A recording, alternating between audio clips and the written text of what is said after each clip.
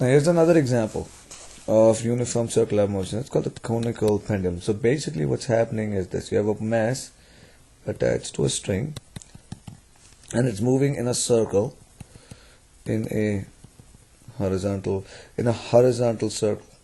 Okay, so let's say its speed is some v that we're going to find out, and what we'll say is for any particular angle theta, let us try to calculate the value of speed. So if you know that you want it to be moving at some angle theta, let us use that angle theta to figure out the speed v with which you must travel in order to maintain that angle theta.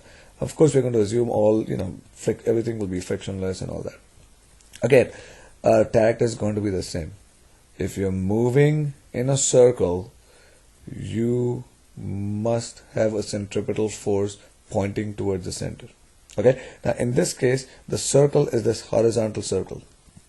This is the center of the circle, which means the centripetal force should be pointing towards the center of this circle.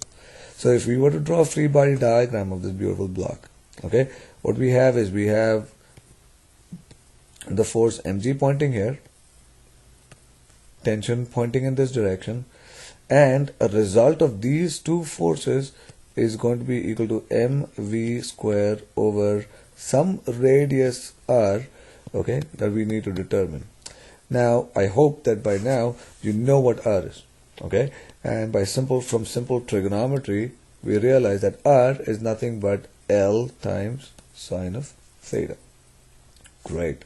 Okay, so also what we'll do is we'll break t into components along the acceleration and perpendicular to it. Okay, and since this is the angle theta, the component along the vertical, which happens to be the adjacent component, is t cosine theta, and the component along the horizontal, which happens to be the opposite component, is t sine theta. Great. Alright, we're in business now. It's very simple, few things, and then life is good.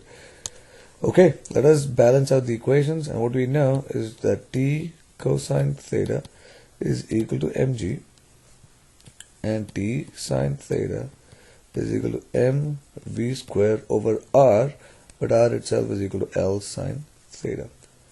Awesome. We have two equations. Let's get rid of t, and we already know how to do this.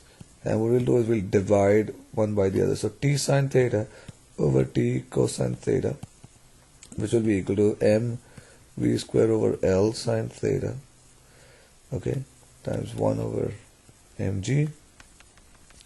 And the m's cancel out, the t's cancel out.